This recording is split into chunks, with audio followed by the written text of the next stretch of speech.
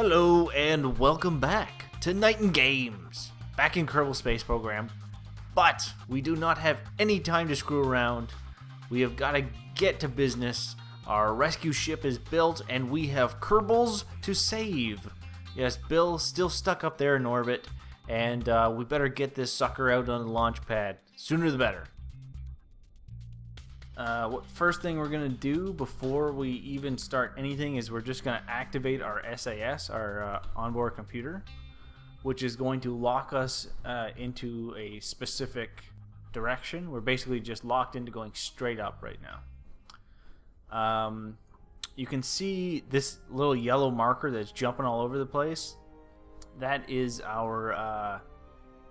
it's the velocity indicator. It shows you which direction you're actually traveling in, and you'll see that more as we actually get moving. So we're going to throttle all the way up to maximum here. Now these mainsail rockets have a tendency to overheat, but just to get us going, we're going to go full throttle off, and then we'll back it down. And that should be just about it. So cue epic soundtrack and launch.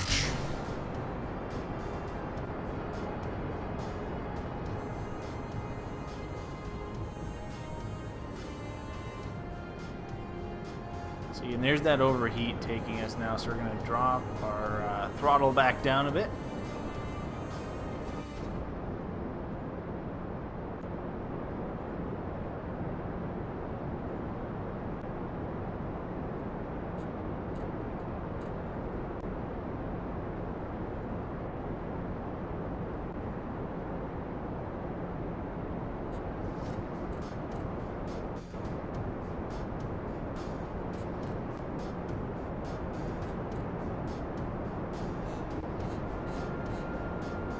This thing is steady as hell. Holy shit.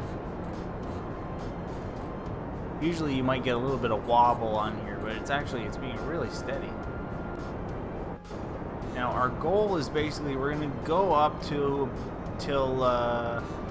we've reached an apoapsis, which is the furthest distance from the planet, of around 90,000 feet. Or meters, I guess it's in here, probably. Oh, here comes the first separation. And there we go, nice and clean. So like I said, we're going to go up to about 90,000. I'll show you. Here's the planet sort of map here. Here's our apoapsis. Right now we're at an estimated around 21,000 meters. We're going to take this up to about 80 or 90, and then we're going to we're going to lean over to an easterly direction around 090, and we're going to try and establish an orbit.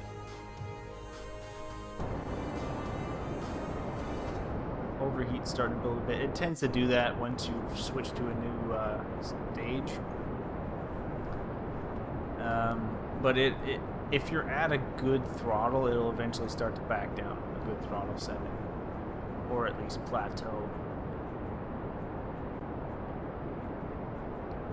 So I believe we should be able to basically just wait until this stage is finished. Once this stage is done, we'll be getting pretty close to that 90,000 meter mark.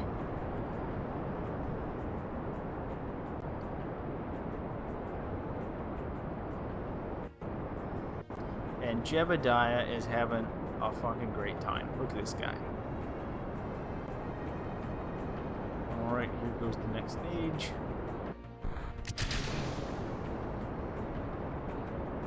Very clean, very nice. Now, let's see. There it is, there's the 90,000. So we're going to turn off our flight computer, and we're just going to roll over to a heading of somewhere around 090, roughly. And then we're going to lock our computer back in. As you can see, this is going to start bowing out a bit as we do that. And since we're at a pretty good height, what I'm going to do is kill the engines here. So our engines are dead. We're locked on. As you can see, the nozzles here are wiggling around like crazy. They're on gimbals, which allows them to wobble back and forth and around and stuff like that. And basically, that's how the SAS is keeping us in line, just with the weight of the nozzle wiggling around. And so yeah, it's just going to keep doing that, keep us on a straight line. And so what we're going to do is wait until we're, I don't know, maybe 30 seconds off of our apoapsis, and then we're going to burn pretty much on the horizontal and try to expand our orbit out. The best way that, and it tells you this in all the tutorials and stuff on this game, is the best way to affect the opposite side of your orbit, or the best way to affect your orbit is to affect the opposite side. So if you burn on this side, it's going to have an effect on the opposite side. So in order to expand the other side out, we're going to wait until we're pretty close to our apoapsis. Like I said, we're probably going to do it relatively soon here, so I'll line this up a bit. And we will try to expand that out a little bit. There's the throttle up.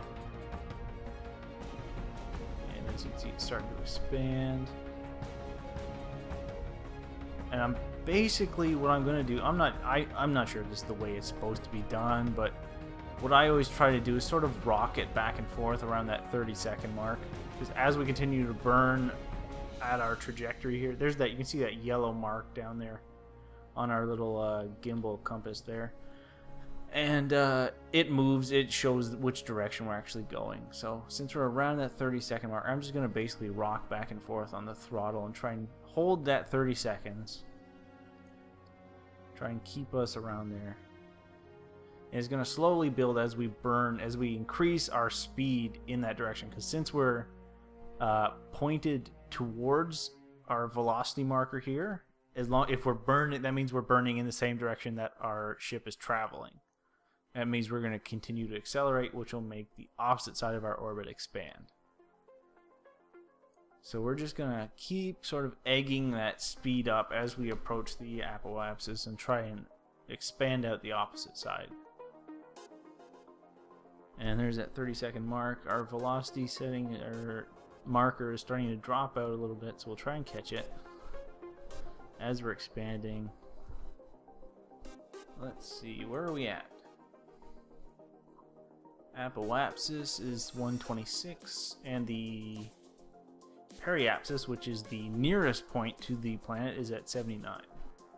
So we're gonna try and round it out a bit. Ooh, and look, there's one of the sections we dropped. Let's see, what's our fuel looking at here, since we've got a little while before the apoapsis catches us again.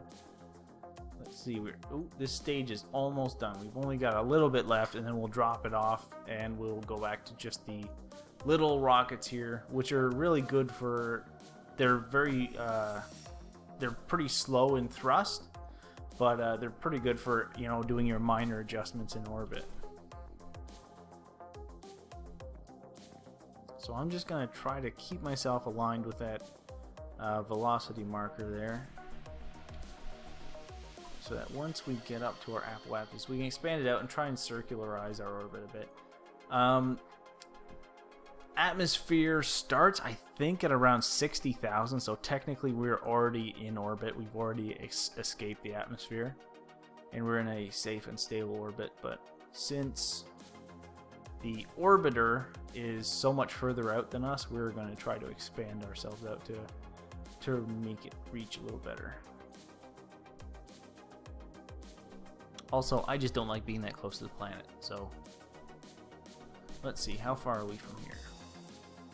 Another 2 minutes. We can't accelerate while under acceleration. God damn it. I know one way to stop that.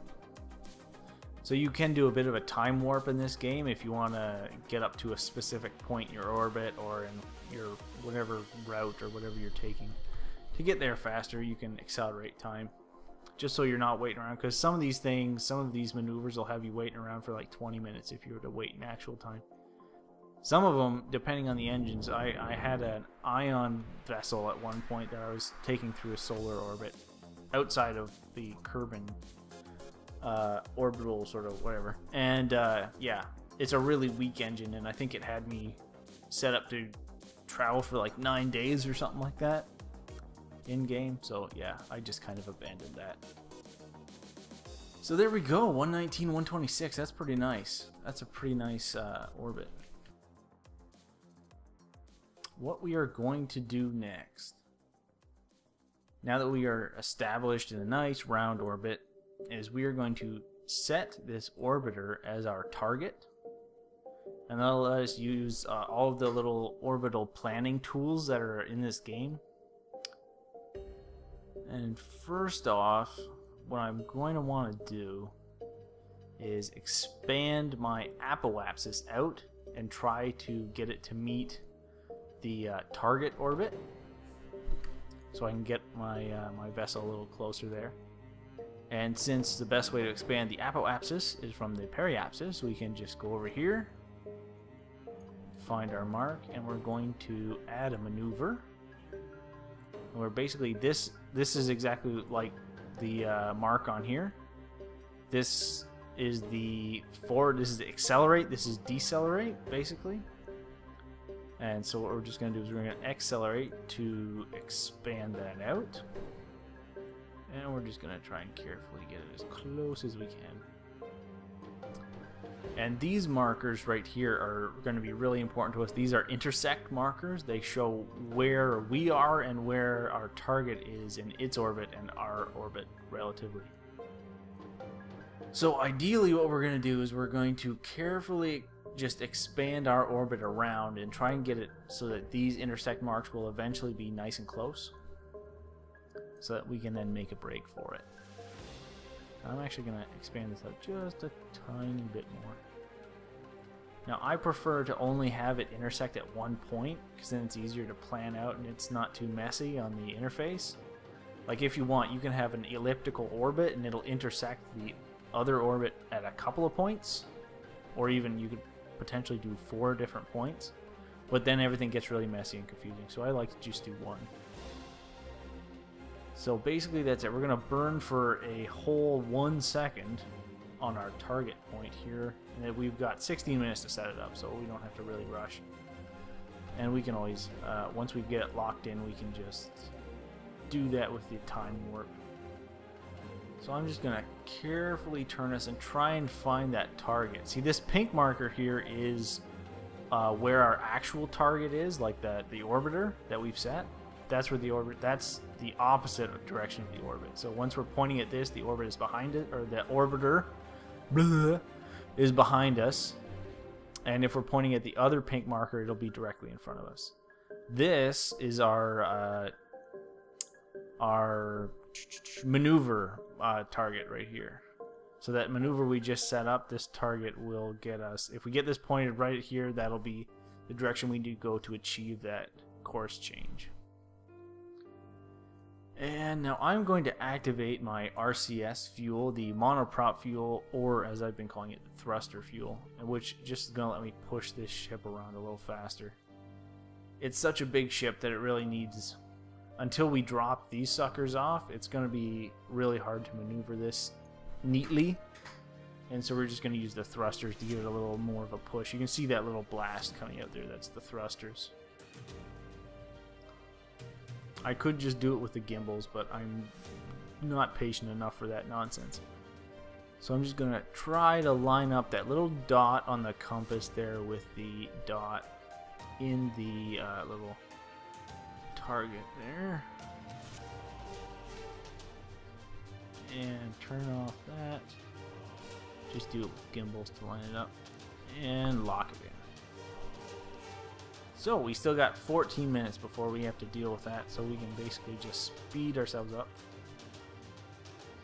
And I'm actually just going to turn these lights on for the sake of fun. Turn on. Ta-da! How about the card on the other side? Let there be light. Just to illuminate stuff a little bit. And then we will just kick up the time warp.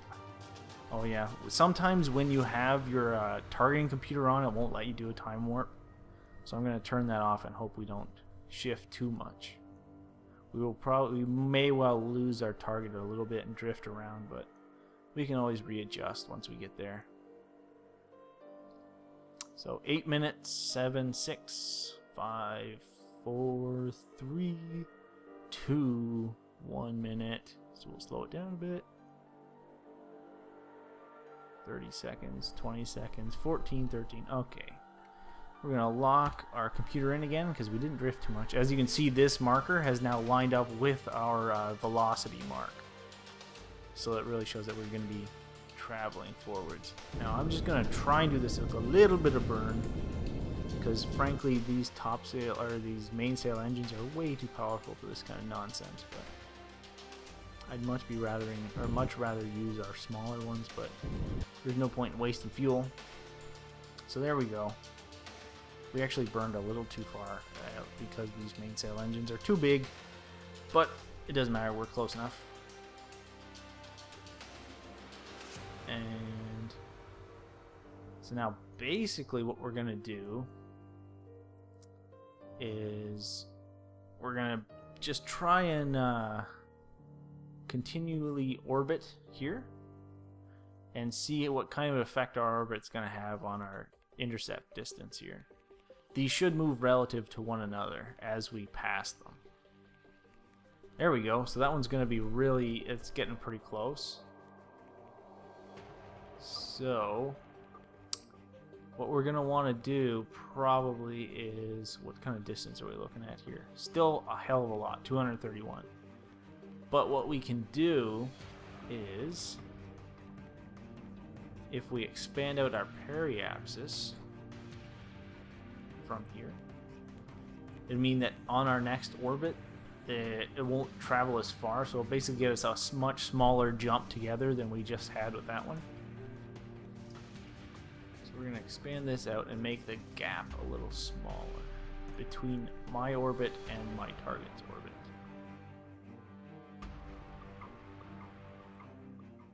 If we get them nice and close, or you still want a little bit of a gap at this point because I want to still outrun him a little bit, but not so much that I'm just going to skip right ahead of him. So that'll probably do it. It might be a little too much. Maybe I'll slow it down a bit. Bring us back so there's still a bit of a gap. Yep, that looks pretty good. We'll do that. I think maybe just a little less. Okay, that looks good. I'm happy with that. So now we are going to have to... How much fuel do we have in here? Man, I really wish I could dump these. I could, but I mean, why the hell do you waste fuel? You never know when you might need more fuel, so we'll just sort of dick around with this massive behemoth for now. So here we have to kill that maneuver and just see what our intersect is looking like. 1.4, so we didn't get it quite exact, but it's pretty still pretty nice. That is totally doable. And now what I'm actually going to do is, at this point, these engines are just going to be a liability. So I'm just going to completely separate them. I'm going to turn on my computer so I'm not going to swing into them or something. I'm going to separate. And then I'm going to turn on my RCS. Turn on docking and just shove myself forward. Hopefully. Turn off the stupid computer. Hey, come on. Release. There we go. And now we go docking, and we're just going to shove ourselves out gently, gently, gently. Shift ourselves away from those engines. And that should just about do it. We're free of those cumbersome engines, and our lander is ready. We're on an intercept course, so that's where we will end things on this episode. Tune in next episode when we will be intercepting and saving Bill. Hopefully. We'll see. Anyways, like, subscribe, and good night, sweet internets.